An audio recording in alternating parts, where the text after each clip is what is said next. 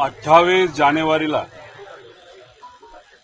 जी दुर्दैवी घटना घडली, ज्याच्यामध्ये या महाराष्ट्राचे मोठे नेते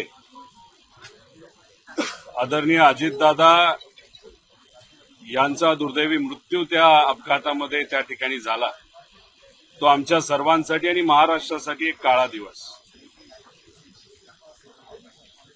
त्या दिवसानंतर आतापर्यंत अनेक सामान्य लोकांना असं वाटतंय, आणि ते सुद्धा प्रेमापोटी वाटतंय, की दादा आज कुठेतरी बाहेर येतील, उद्या बाहेर येतील आणि आपल्याला भेटतील.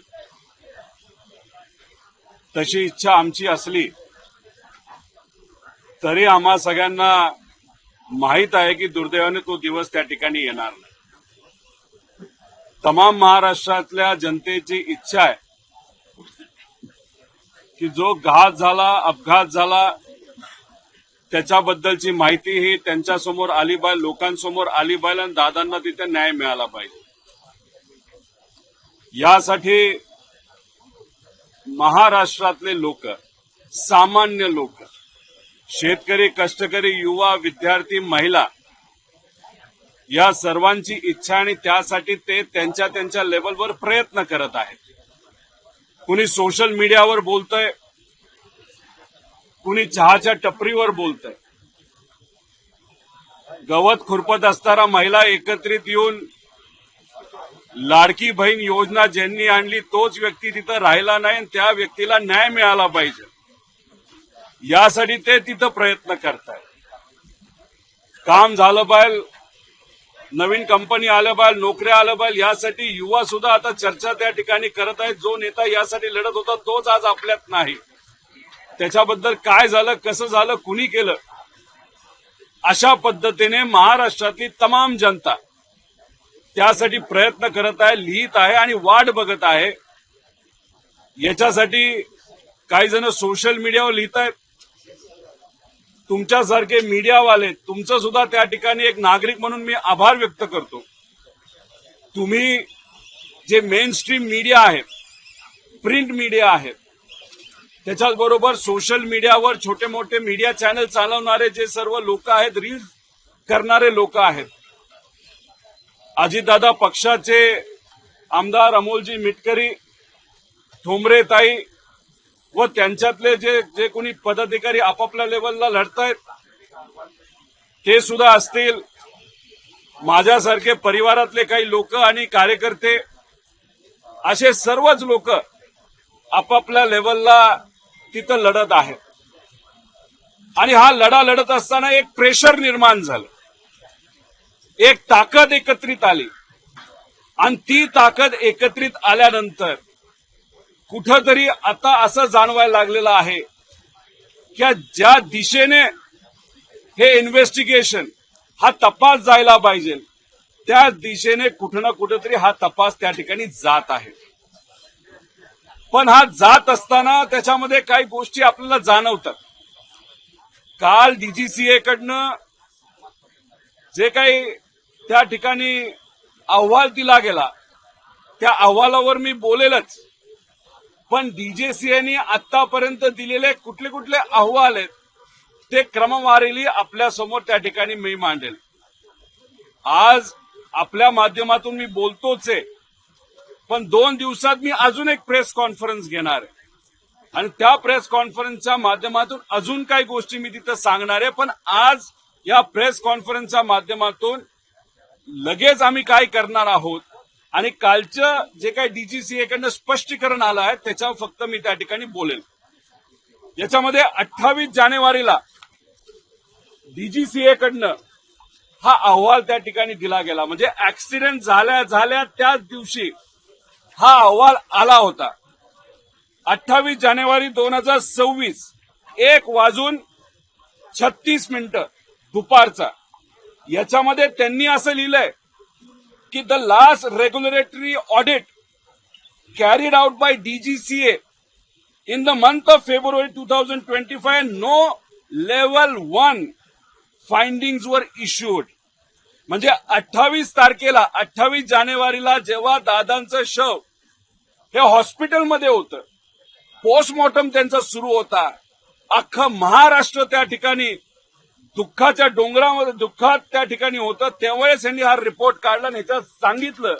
नाहीतर तिथं VSRला क्लीन चिट देण्याचा पहिला प्रयत्न हा 28 जानेवारीला त्या ठिकाणी झाला. याच्यामध्ये सांगितलं होतं लेव्हल 1चं कुठेही काय त्या ठिकाणी अडचण आम्हाला जाणवली नाही.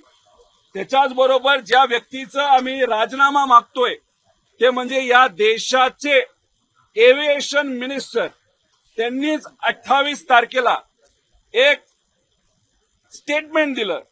No safety concerns with Learjet aircraft VSR ventures असं एव्हिएशन मंत्र्यांनी त्या ठिकाणी सांगितलं.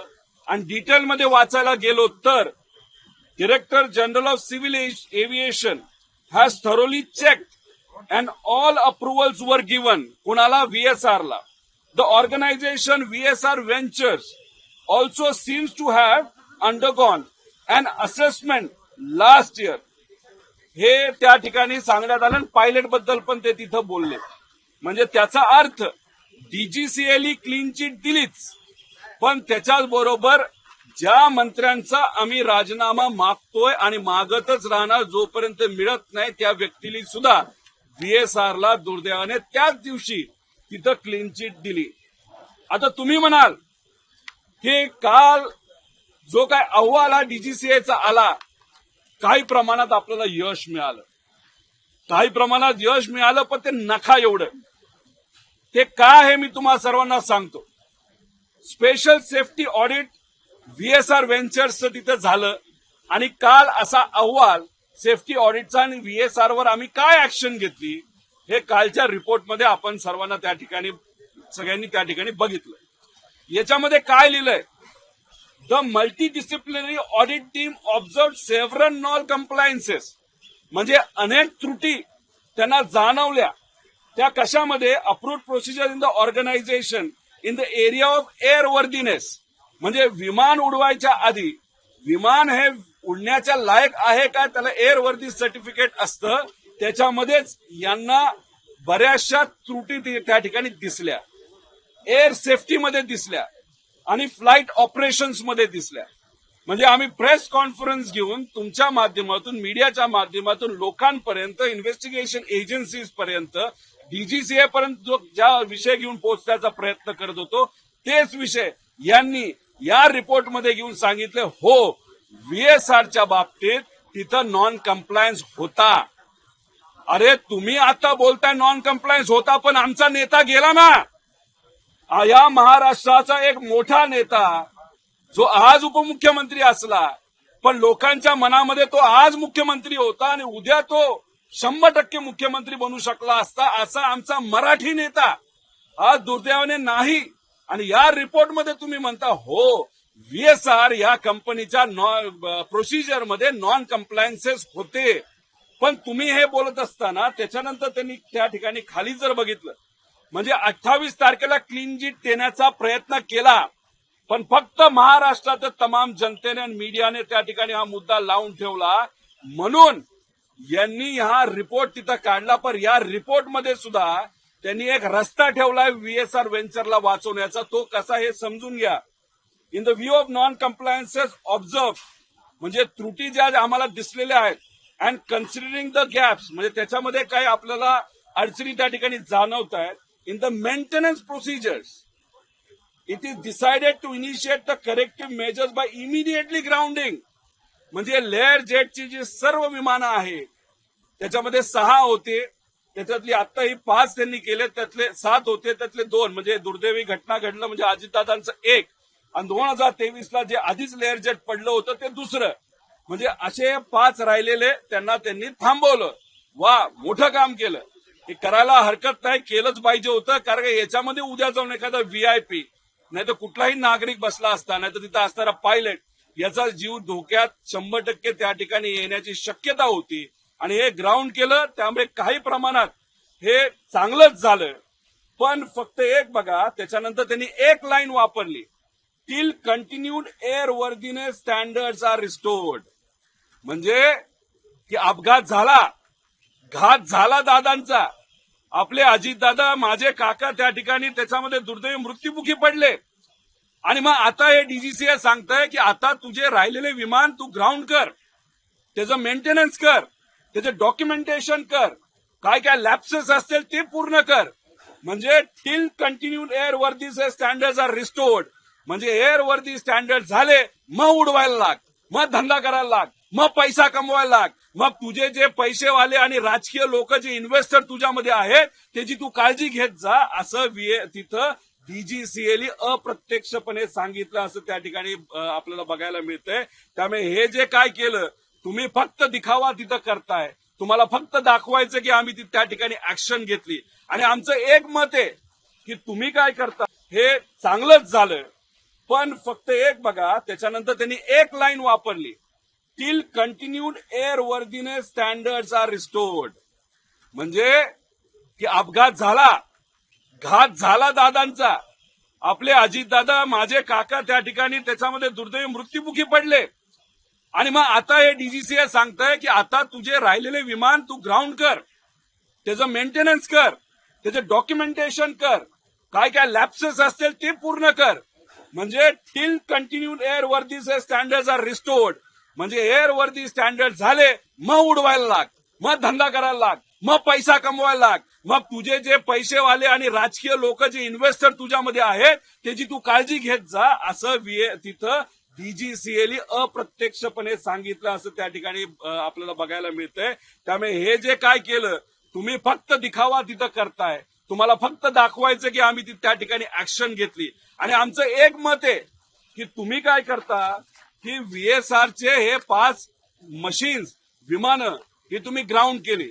बरं मला तुम्ही सांगा की आता व्हीएसआर चा मालक हे हलकट माणूस आहे, तो कामचुकार माणूस आहे, तो तिथं मेंटेनन्स मध्ये पैसे खातो, तो मेंटेनन्स नीट करत नाही, हे सगळे मुद्दे आम्ही सांगितले. मग एखादा माणूस एखाद्या विषयामध्ये जर चोरी करत असेल तो फक्त लेअर जेटमध्ये चोरी करणार आहे का? तो लेगेसीमध्ये चोरी करणार नाही का? तो ग्लोबल नावाच्या विमानामध्ये जे काही त्याच्याकडे आहेत त्याच्यामध्ये तो चोरी करणार नाही का?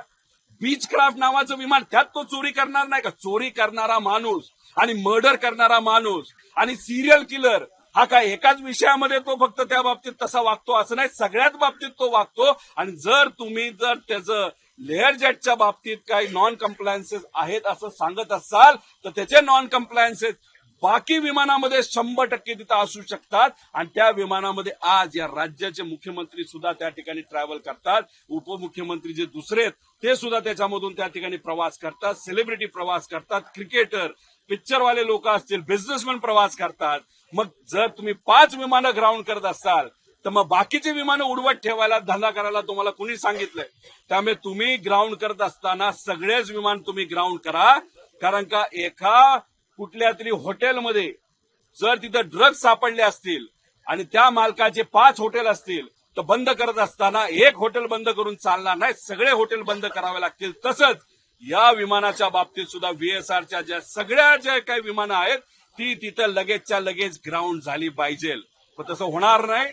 त्याचं कारण आणि त्याच्या सांगणीच आधी आम्ही मागणी करतोय, टीडीपीचे जे खासदार आहेत, जे आज या देशाचे एव्हिएशन मिनिस्टर आहेत, त्यांच्या नेत्याची आणि व्हीएसआरचे आर्थिक संबंध असल्यामुळे इथं कुठेतरी व्हीएसआरला वाचवलं जातं हे आधी बोललो आणि आता सुद्धा त्या ठिकाणी आम्ही ठाम आहोत.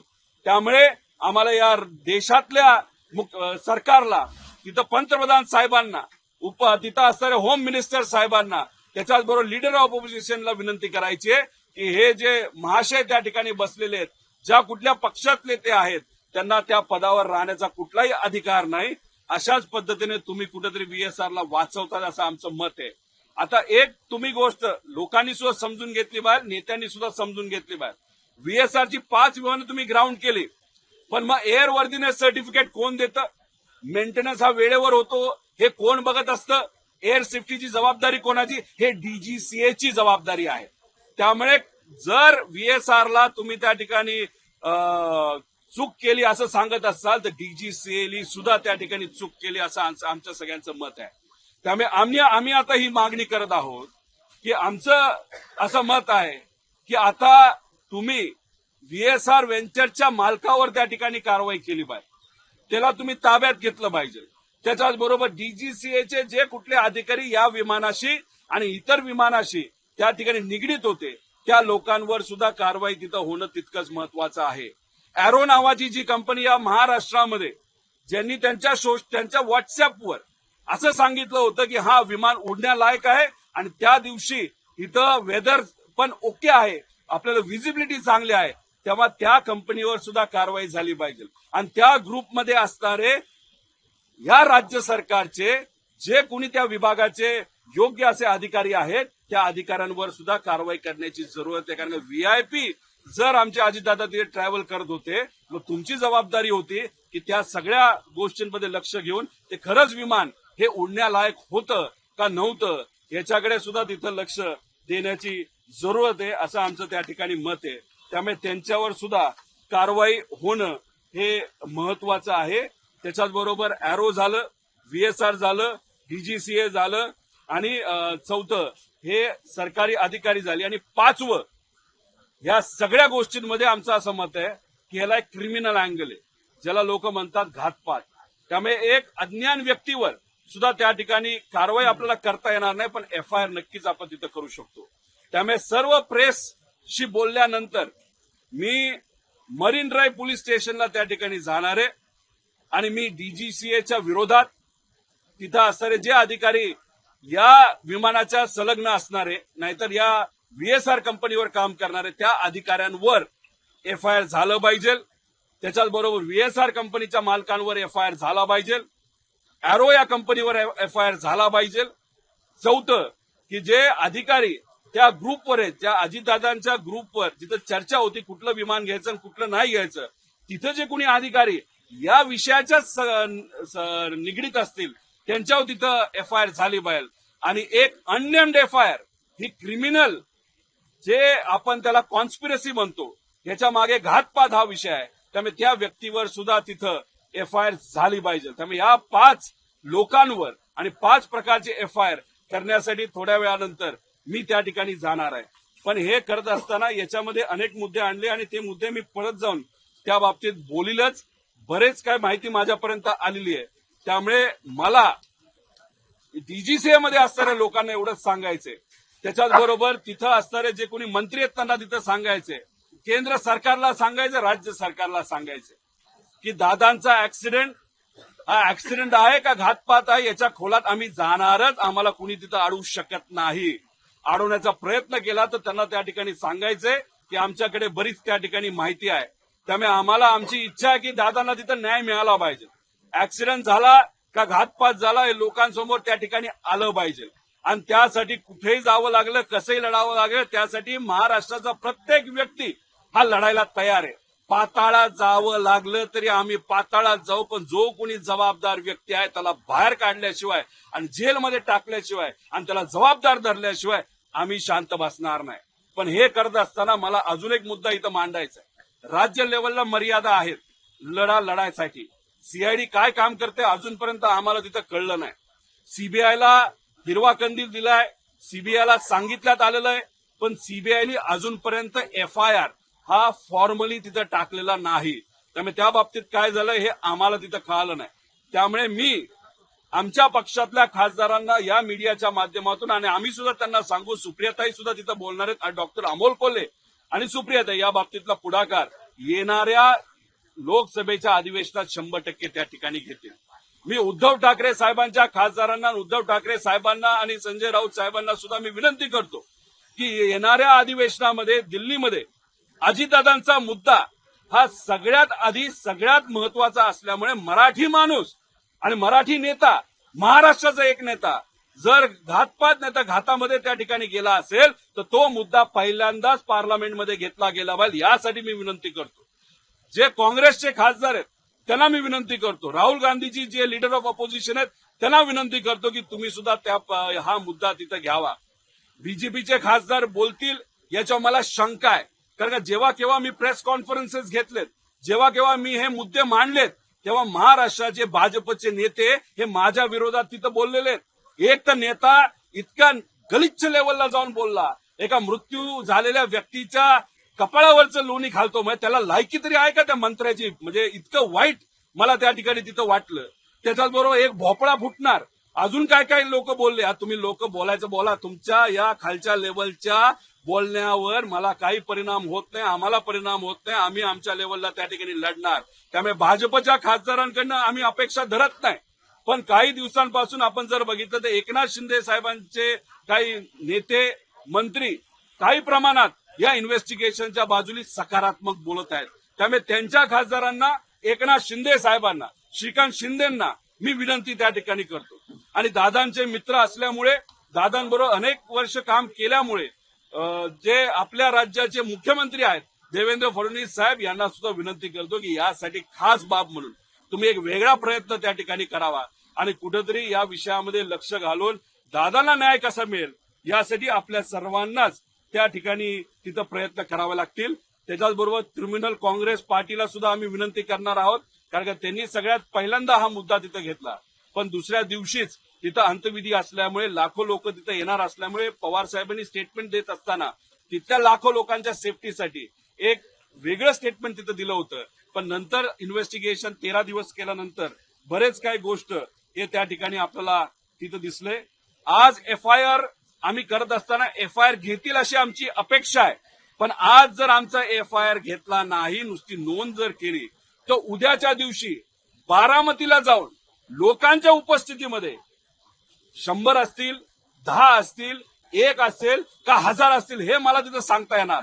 तिथं जाऊन मात्र तिथं असणाऱ्या पीआय समोर जाऊन आम्ही बसू आणि एफआयआर होत नाही तोपर्यंत आम्ही त्या ठिकाणी उठणार नाही. त्यामुळे आज मरीन ड्राईव्हच्या तिथं पोलीस स्टेशनला, आणि आज जर इथं एक्सेप्ट नाही झालं तर उद्या बारामतीला जाऊन हे एफआयआर तिथं आम्ही करू. आणि अनेक लोकांनी आम्हाला इच्छा व्यक्त केलेली आहे की आम्ही आमच्या लेवलला आमच्या पोलीस स्टेशनला एफआयआर करू. एक मला महाराष्ट्राच्या तमाम लोकांना सांगायचंय, हा लढा माझ्या एकट्याचा नाही, हा लढा सगळ्यांचा आहे, हा फक्त परिवाराचा नाही. तुम्हाला जे जे वाटतं, जे योग्य आहे ते योग्य वाटत असेल, तर तुम्हाला वाटतं की दादांच्या वतीने एक एफआयआर तुमच्या भागात व्हावा, तो विषय तुमचा आहे. तुमचं प्रेम असेल तर तुम्ही त्या ठिकाणी त्या गोष्टी सर्व कराव्यात. पण बारामतीकरांनी काल परवा जे काही गावं बंद पाडली, त्यांनी त्या ठिकाणी जे काही कलेक्टरला विनंती केली, आणि हे पार्टीला सुद्धा आम्ही विनंती करणार आहोत, कारण का त्यांनी सगळ्यात पहिल्यांदा हा मुद्दा तिथं घेतला. पण दुसऱ्या दिवशीच तिथं अंतविधी असल्यामुळे, लाखो लोक तिथं येणार असल्यामुळे, पवार साहेबांनी स्टेटमेंट देत असताना तिथल्या लाखो लोकांच्या सेफ्टीसाठी एक वेगळं स्टेटमेंट तिथं दिलं होतं. पण नंतर इन्व्हेस्टिगेशन 13 दिवस केल्यानंतर बरेच काही गोष्ट हे त्या ठिकाणी आपल्याला तिथं दिसले. आज एफआयआर आम्ही करत असताना एफआयआर घेतील अशी आमची अपेक्षा आहे.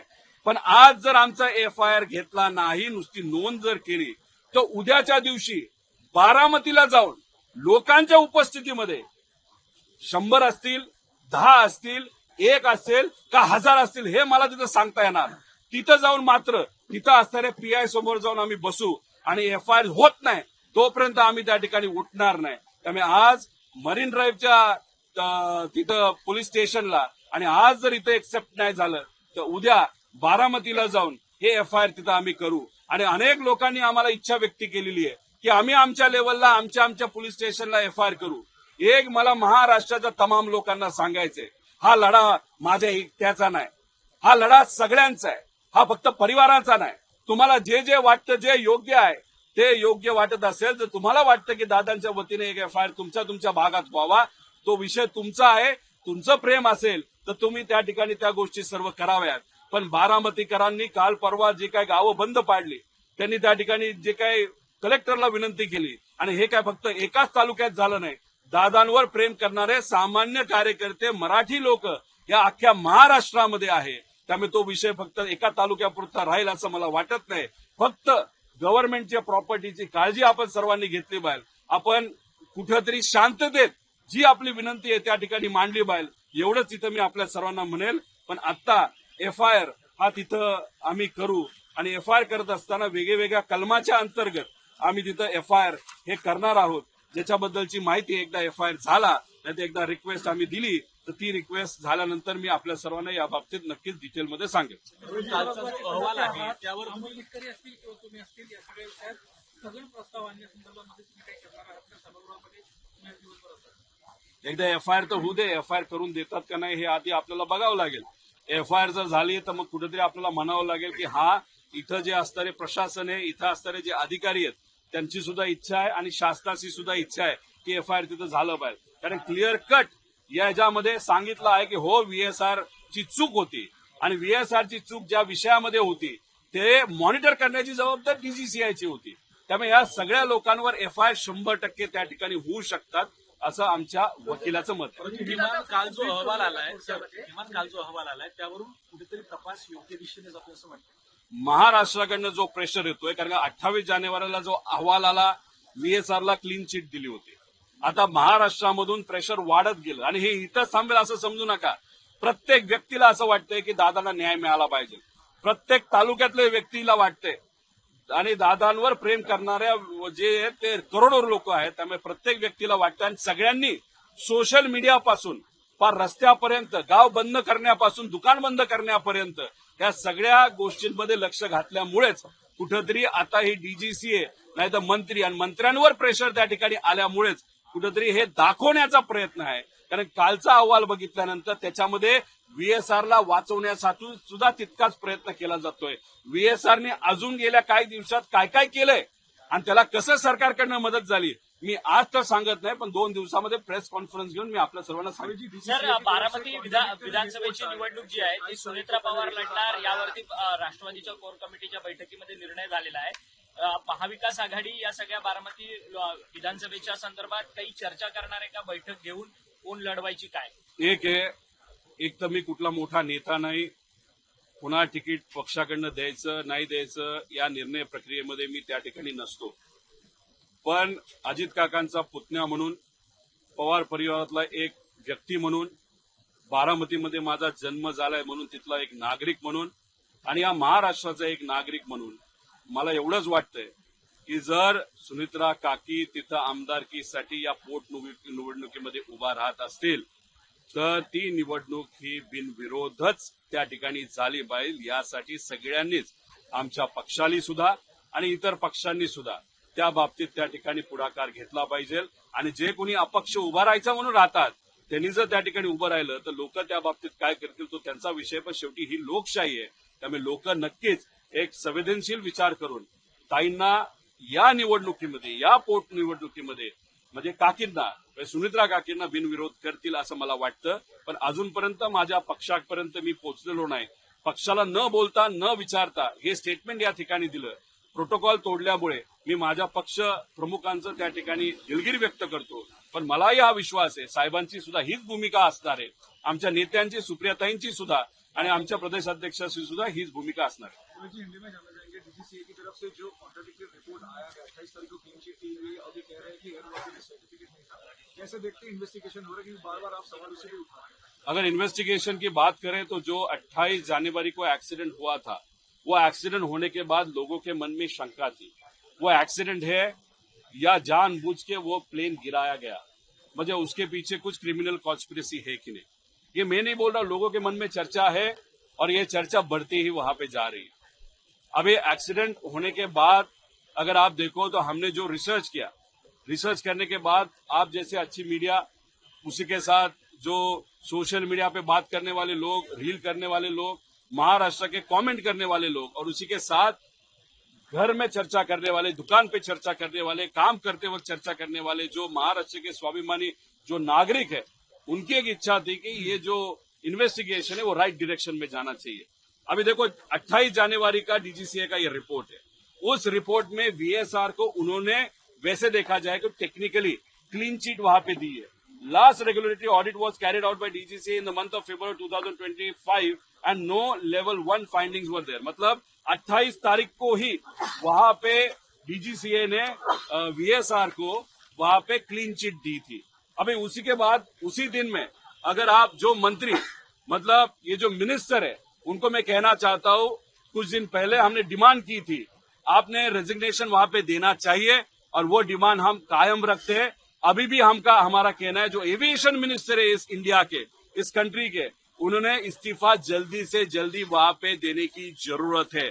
और उन्होंने उस दिन वीएसआर को इनडायरेक्टली वहां पे क्लीन चिट दी थी. उसी के साथ उन्होंने ऐसा कहा था Director General of Civil Aviation has thoroughly checked and all approvals were given. The organization VSR Ventures also seems to have undergone an assessment last year.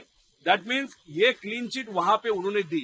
28 तारीख को डीजीसीए ने दी, उसी के बाद मंत्री महोदया ने दी, उसके बाद कल का जो रिपोर्ट आया, ये रिपोर्ट आने के लिए क्या क्या चीजों का रीजन हम बता सकते हैं। एक तो लोगों से जो बढ़ता हुआ प्रेशर, उसके कारण मीडिया का जो प्रेशर है, उसका कारण देते हुए इस डीजीसीए पे प्रेशर आया, मंत्री पे प्रेशर आया, मंत्री के पार्टी पे प्रेशर आया, जो लोग सत्ता है उन पे प्रेशर आया। उन्होंने कल ये क्लैरिफिकेशन वहां पे दिया, लेकिन ये क्लैरिफिकेशन देते वक्त अगर आप देखो, ये टिप ऑफ द आइसबर्ग है। ठीक है, ये सक्सेस है क्या लोगों को, लोग जो लड़ रहे हैं उसका, तो हम कह सकते हैं yes, but it is only tip of iceberg. Because जो विषय हम सब ने वहां पे प्रेजेंट किए थे, इसमें से कुछ मुद्दों पे चर्चा करने के बाद ये एक्शन लिया गया। लेकिन ये एक्शन लेते वक्त उन्होंने क्या किया, the multidisciplinary audit team observe several non compliances of approved procedures in the organisation in the area of airworthiness, air safety, flight operations. अभी देखो, कंपनी जिम्मेदार होती है, उसके साथ डीजीसीए भी जिम्मेदार होता है, क्योंकि प्लेन में बैठने वाला कोई भी व्यक्ति वो सिर्फ वो प्लेन ऑपरेटर पे डिपेंड नहीं होता। डीजीसीए ने जिस तरीके से उनके अधिकारी ने वो प्लेन मेंटेन किया गया है, नहीं गया है, कंपनी अच्छी है, बुरी है, टेक्निकली क्या चीज है, ये सब देखने के लिए लोगों की इच्छा होती है या लोगों का विश्वास होता है कि डीजीसीए ने भी इस पे ध्यान दिया था। अभी एयर वर्दीनेस कंपनी की जिम्मेदारी सिर्फ है क्या? नहीं, अकाउंटेबल मैनेजर भी जवाबदार है उस कंपनी का। तो अकाउंटेबल मैनेजर वीके सिंह है वीएसआर का। उसी के साथ और कौन जिम्मेदार है? डीजीसीए जिम्मेदार है एयर वर्दीनेस सर्टिफिकेट के लिए। और एयर सेफ्टी के बारे में कोई भी शंका हो, कंपनी भी जिम्मेदार है और डीजीसीए भी जिम्मेदार है। फ्लाइट ऑपरेशंस के बारे में डिस्पेरेंसीज के लिए कौन कौन जिम्मेदार है? वो कंपनी वीएसआर भी है, डीजीसीए भी है। अभी डीजीसीए ने ये देते वक्त और नीचे अगर आप गए तो उन्होंने कहा, in the view of non compliances observed and considering the gaps in the maintenance procedure, it is decided to initiate the corrective measures by immediately grounding Learjet 4045 aircraft। 5 aircraft उन्होंने ग्राउंड किए। उसके बाद ये क्या लिखते वो देखो, till continued airworthiness standards are restored। मतलब DGCA wants this VSR company to prosper, to grow, to continue, to make profit, to do business। अभी इसमें अगर आप देखें तो अगर किसी को एक्शन लेनी है तो पूरा कंपनी बंद करना था। अगर लेयर जेट में डिस्पेरेंसीज डीजीसीए को दिखी तो ये बंदा नहीं, तो ये जो कंपनी वीएसआर सिर्फ एक टाइप के एयरक्राफ्ट के बारे में वहां पे नेग्लिजेंस नहीं दिखाएगी, वो दिखाएगी तो सब जगह दिखाएगी, उसके लेगेसी हो या जो भी हो। तो इसीलिए कुछ प्लेन्स के बारे में या कुछ ब्रांड के बारे में अगर ये नेग्लिजेंट है, that doesn't mean they are not negligent to some other brands और some other aircraft. Now the other thing is, now henceforth if legacy 600 what they have, उसमें अगर कोई सेलिब्रिटी, जैसे हमारे राज्य के मुख्यमंत्री लेगेसी 600 इस्तेमाल करते हैं वीएसआर का, अगर वो आगे जाके उस प्लेन को कुछ होता है तो उसके लिए जिम्मेदार कौन होगा? उसमें cricket celebrities, movie celebrities, businessman travel करते हैं। अगर आगे जाके एक्सीडेंट हुआ तो क्या? तो इसकी नियत, वीएसआर के मालिक की नियत ही अगर खराब है, उसकी नियत में ही खोट है, तो सिर्फ 5 जो फ्लाइट से वो ग्राउंड करने के बजाय आपकी कंपनी वहां पे ग्राउंड होनी चाहिए, ऐसे हम सबकी मांग नहीं है। लेकिन टीडीपी जो पार्टी है, उसका जो नेता आज मंत्री करके वहां पे बैठा, एविएशन मंत्री बन के, तो उनके नेता की जो कंपनी और उसके और वीएसआर के कुछ रिलेशन होने के कारण, और बीजेपी में ऐसे बहुत सारे नेता है, उनके और वीएसआर के बहुत क्लोज रिलेशनशिप होने के कारण वीएसआर पे डायरेक्ट एक्शन वहां पे ली नहीं जा रही। अभी इसमें हमारा नेता गुजर गया, अभी ये जानबूझ के किया गया या एक्सीडेंट था, वो देखने की बात है।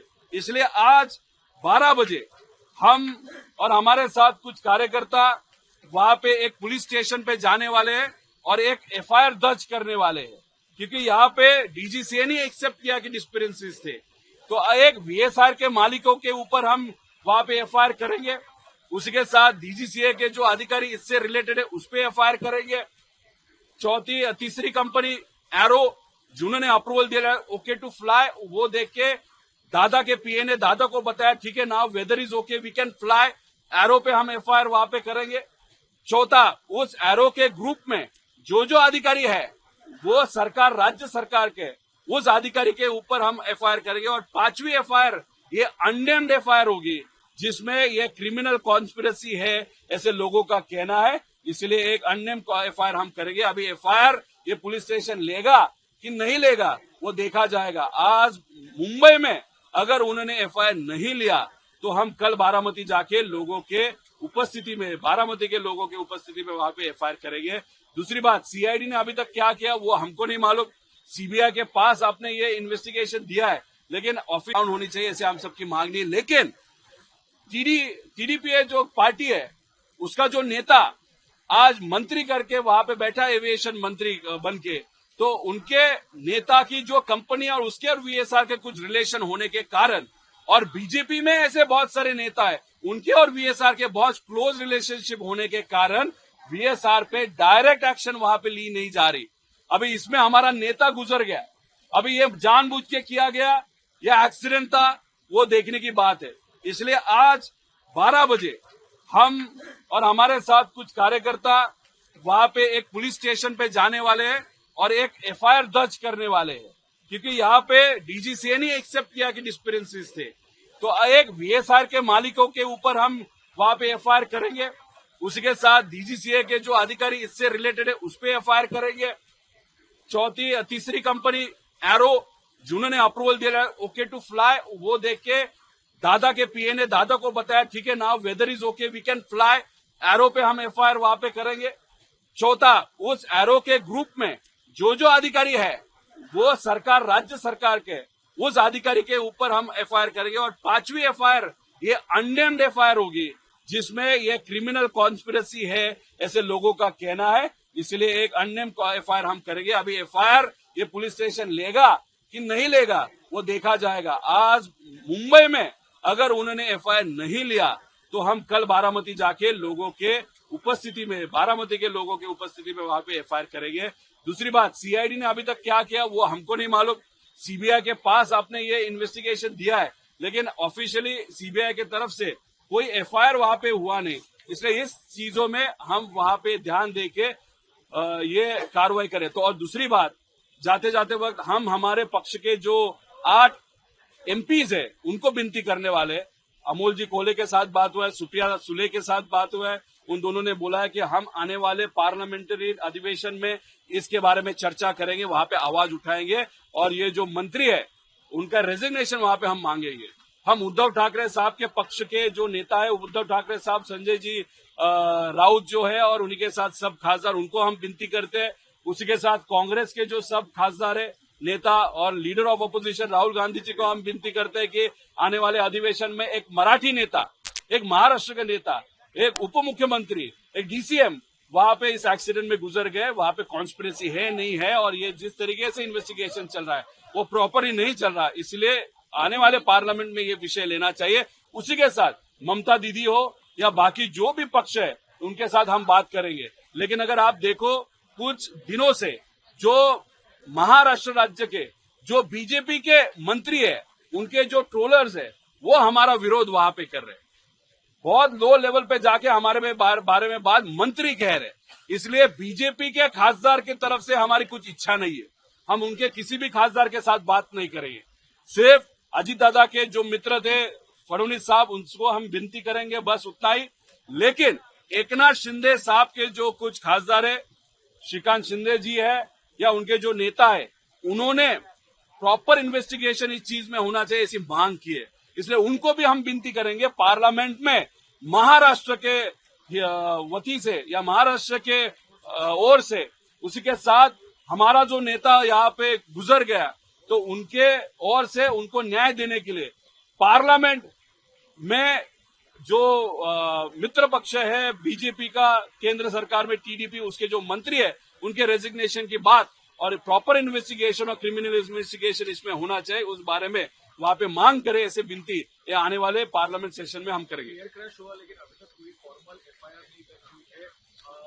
जो एमओएस सिविल एविएशन का कहना है कि मंथ एंड तक जो है फरवरी एंड तक डीजीसीए का रिपोर्ट आना अपेक्षित है और वो लाएंगे। ये देखो, उनको मुझे कहना है, मुझे मालूम नहीं कि वो इस चीज में ज्यादा ध्यान क्यों नहीं दे रहे। अभी तक उन्होंने राजनीति ध्यान में रखी है क्या, या जो जैन टेम्पल का विषय अभी तक उनके दिमाग में बैठा है क्या? अरे आप भाजपा के व्यक्ति नहीं हो, महाराष्ट्र के लोगों ने आपने चुन के दिया है, तो आप थोड़ा सा आगे जाके उसके लिए प्रयत्न करो। लेकिन वो प्रयत्न उनकी तरफ से होंगे वो मुझे नहीं मालूम। 15 फरवरी का टाइम दिया था प्रिलिमिनरी रिपोर्ट का। अरे 15 फरवरी होके अभी 24 फरवरी आ गया या 25 फरवरी आ गया, अभी तक अब तक प्रिलिमिनरी रिपोर्ट वहां पे नहीं आया। उसके लिए कौन जिम्मेदार है? इसलिए तारीख पे तारीख आप देते जा रहे हो। सिर्फ उसका कारण है आपको वीएसआर को बचाना है, और वीएसआर से रिलेटेड भाजपा के जो नेता है, जो बिजनेसमैन है, और टीडीपी के जो नेता है, उनको आपको बचाना है। इसलिए आपने किसको सैक्रिफाइस किया? तो आपने अजीत दादा को अनफॉर्चुनेटली वहां पे सैक्रिफाइस कौन से स्टाइल में किया? तो उनकी इन्वेस्टिगेशन आप प्रॉपरली नहीं कर रहे हो। तो आपकी जो यादें थी दादा के तरफ, आपके भावना थी दादा की तरफ, वो आपने सैक्रिफाइस करते हुए आपने कमर्शियल एंगल लिया, आपने दोस्तों का एंगल लिया, आपने राजनीतिक एंगल लिया, लेकिन दादा के इन्वेस्टिगेशन को न्याय नहीं दिया। ऐसे हम सबको वो एमओएस के बारे में वहां पे लगता है। सर केंद्रीय राज्य मंत्री सर कह सकते हैं कि जैसे डिस्क्रिपेंसी सामने आ रही है, you think the DGCA is completely caught napping in this, कि जैसे पहले क्लीन चिट दे रहे और अभी कह रहे कि नहीं? देखिए, डीजीसीए के सब अधिकारी करप्ट है ऐसे मैं नहीं बोलूंगा, लेकिन उसमें से कुछ अधिकारी करप्ट है, और वो जो कुछ अधिकारी करप्ट है उसका और वीएसआर का बहुत निजी संबंध है। श्वेता सिंह का नाम मैं वैसे ही नहीं ले रहा हूं। श्वेता सिंह का इन्वेस्टिगेशन अलग तरीके से होने की जरूरत है। उनके बारे में जो प्रूफ मेरे पास है वो प्रूफ 2 दिन के बाद मैं आपके सामने लाऊंगा। लेकिन अगर आप महाराष्ट्र का एक नेता है, महाराष्ट्र का एक नेता वहां पे एक्सीडेंट में गुजर जाता है और इस विषय को आप लाइटली लेते हो, और कल परसों एक रेड बर्ड नाम का एक प्लेन, अनफॉर्चुनेटली जो लोग उसमें गुजर गए उनके फैमिली के साथ हम भी है, क्योंकि वो कैसे हुआ क्या हुआ उसके बारे में भी बात कर सकता हूं। लेकिन रेड बर्ड के ऊपर आप दूसरे दिन कार्रवाई करते हो, उसके सब पेपर आप दूसरे दिन वहां पे कन्फिस्केट करते हो, और यहाँ पे मराठी नेता अजीत दादा का एक्सीडेंट होता है, उनके बारे में आप इतना तत्परता वहां पे नहीं दिखाते, पेपर वहां पे ताबे में नहीं लेते। वीएसआर का काम धंधा वैसे भी चालू रखते हो, उसका ऑफिस चालू रखते हो। इससे हम क्या समझे? आप मराठी मानुस को कम दिखाना चाहते हो, मराठी नेता को कम दिखाना चाहते हो, या इसमें कुछ कॉन्स्पिरेसी है जो आपको दबानी है, कुछ डॉक्यूमेंटेशन है जो आपका करेक्ट करने है, उसके कारण आप जानबूझ के वीएसआर को बचा रहे हैं, ऐसे हम सबका कहना है। इसलिए अगर आप देखो तो रेड बर्ड के बारे में जो कार्रवाई दूसरे दिन हुई, लेकिन दादा के बारे में यहाँ पे टाइम पास चल रहा है। उसी के साथ ये जो रोहित सिंह नाम का बंदा है बहुत कनेक्टेड है, अमेरिका में था, अभी इंडिया में आया है। पीआईबी मतलब पायलट इन्वेस्टिगेशन ब्यूरो के सामने कल परसों बैठा था, आराम से एसी में बैठा था।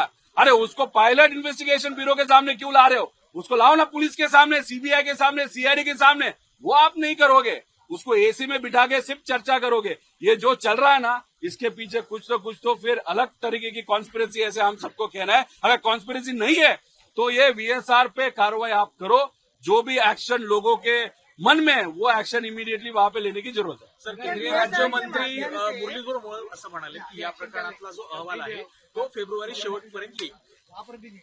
तुम्ही 15 फेब्रुवारी सांगितली, 15 फेब्रुवारी होऊन गेली, आता आले 25 फेब्रुवारी, मग काय एवढा वेळ लागतोय? वीएसआर मध्ये काय अशा नेत्यांची विमानं सुद्धा आहेत ज्याची नावं तुम्हाला घेता येणार नाहीत का? ही जी विमानं आहेत, जी या काही ठराविक नेत्यांची, मित्र पक्षाची, काही मोठ्या बिझनेसमॅनची आहेत, ती विमानं हळूहळू तुम्हाला दुबईला आणि अमेरिकेला शिफ्ट करायची आहेत. आंध्राचं एक विमान जे भारतात होतं, आंध्रामध्ये होतं, ते गेल्या 15 दिवसामध्ये अमेरिकेच्या नावाली शिफ्ट झालंय. म्हणजे कुठं ना कुठं तरी तुम्ही वीएसआरला पाठिंबा देताय. आता कुठेतरी त्यांनी स्टेटमेंट दिलं, एमओएस जे कोणी मुरली भाऊ असतील, याच्या आधी स्टेटमेंट द्यायला काय झालं होतं? याच्यासाठी तुम्ही प्रयत्न करायला काय झालं होतं? फक्त भाजपचा एक मंत्री आहात, तुम्हाला मंत्रीपद भाजपली दिलं म्हणून गप बसायचं का? जैन टेम्पलचा, जैन मंदिराचा जो विषय तो अजून सुद्धा तुमच्या डोक्यात बसलेला आहे, त्यात तुम्ही राजकारण करताय. त्यामुळे हे जे काय आहे ते चुकीचं आहे. 15 फेब्रुवारीपर्यंत रिपोर्ट येणार होता, तो आला नाही. 28 जानेवारीचा रिपोर्ट आला डीजीसीएचा, त्यात तुम्ही वीएसआरला क्लीन चिट दिली. आता हा रिपोर्ट आला जो आला आता काल 24 तारखेला, त्याच्यामध्ये सुद्धा तुम्ही म्हणाले की नाही त्याच्यामध्ये चुकी होत्या. मग 28चा चुकीचा होता का मग आता कालचा चुकीचा हे तुम्ही त्या ठिकाणी सांगा. त्याच्याबरोबर रेड बर्ड नावाची एक कंपनी आहे झारखंडमध्ये, एक विमान त्यांचं छपरी नावाच्या जागेवर त्या ठिकाणी पडलं. दुर्दैवाने त्याच्यामध्ये 6 जणांचा मृत्यू झाला. दुर्दैवी गोष्ट. त्यांच्या परिवाराबरोबर आम्ही आहोत, आदरांजली आहे.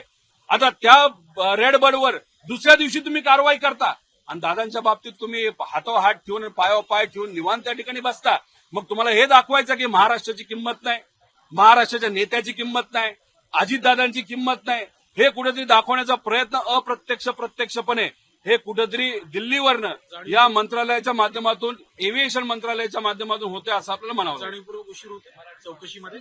असंच आपल्याला म्हणावं लागेल की या मोठ्या नेत्याचा जो तपास व्हायला पाहिजे, मराठी माणसाचा तपास व्हायला पाहिजे, याच्यात फक्त डीजीसीएला वाचवण्यासाठी, व्हीएसआरला वाचवण्यासाठी, व्हीएसआर मध्ये ज्या ज्या नेत्यांची विमान आहेत ते वाचवण्यासाठी, पैसा वाचवण्यासाठी आणि व्यावहारिक संबंध ज्या ज्या लोकांना आहेत त्यांचा पैसा वाचवण्यासाठी मुद्दामून डिले केला जातो आणि डिले होतोय, उशीर होतोय. अजून ब्लॅक बॉक्सचा रिपोर्ट तिथं आलेला नाही. याच्यावरनं कुठंतरी जो काही अपघात का अपघात या प्रश्नावर लोक समजा आता अपघाताकडे असतील, पण आता हे डिले होत असल्यामुळे घाताकडे मेजॉरिटी लोक महाराष्ट्राची त्या ठिकाणी वळताना आपण सगळे बघू शकतो. सर एक वेगळा प्रश्न सर एक वेगळा प्रश्न आहे. पाठिंबा देण्याच्या मागचा हेतू असा आहे का की ज्या कारणाने तो व्हीएसआरचे जे लोक आहेत त्या काही लोकांच्या नेत्यांची नावं सामोर येऊ शकतात, या भीतीने व्हीएसआरला पाठिंबा देण्यात येतो? आमचं एकच मत आहे, जे काय योग्य पद्धतीने करा. आम्ही सुद्धा व्हीएसआर मध्ये काय चालतं कसं चालतं याची अधिकची माहिती देऊ शकतो. त्यामुळे उगाच वेळ लावून कशाला तुम्ही तुमच्या अडचणी वाढवतात, कोण कुठला धंदा करतो, कसे पैसे कमवतो याचं काही घेणं देणं आम्हाला नाही. आमचं फक्त एवढंच म्हणणं आहे, तुमचा पैसा तुम्हाला लकलाभ, तुमचे धंदे तिकडे लकलाभ. पण आता व्हीएसआरच्या बाबतीत आम्ही भावनिक दृष्टिकोनातून त्या ठिकाणी इन्व्हॉल्व्ह झालेलो आहे. अख्खा महाराष्ट्र आता याच्यामध्ये सहभाग घेत आहे. या व्हीएसआरला बंदच पाडावं लागेल. घटना कशी घडली, त्याच्या मागे क्रिमिनल अँगल आहे का, आणि हे टेक्निकल अँगल आहे, आता हे सिद्ध झालंय. त्यामुळे व्हीएसआरला तुम्ही बंद करा. आम्हाला कोणाच्या धंद्यात जायचं नाही, कोणाच्या आर्थिक व्यवहारात जायचं नाही. फक्त आमचं मत आहे व्हीएसआरवर ऍक्शन करून त्याला कुलूप लावा आणि मालकाला जेलला टाका आणि जे डीजीसीएचे अधिकारी जे याला जबाबदार आहेत त्यांच्यावर सुद्धा कारवाई ही झालीच पाहिजे.